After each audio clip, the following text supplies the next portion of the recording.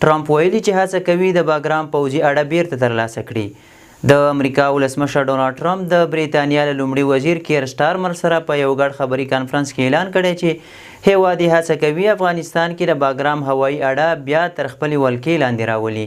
ټرمپ ویلي چې باګرام له ستراتیژیک پلوه ډیر مهم دی او دا اډه یو له تر ټولو لویو او مهمو اډو څخه بللې. هغه زیاته کړې چې د باګرام موقعیت د چین د اتومي وسلو د تولید ځایونو ته نږدې دی او همدا یې د امریکا لپاره ارزښتناک ګرځولې. بل خوا د طالبانو حکومت بهرنیو چارو وزارت دویم سیاسي رئیس محمد ذاکر جلالي د باګرام هوایي اډې په تړاو د امریکا د ولسمشر ډونالډ ټرمپ وروستیو څرګندونو ته په غبرګون کې ویلي چې افغانانو د تاریخ په اوږدو کې د بهرنیو پوځي حضور نه دی منلی.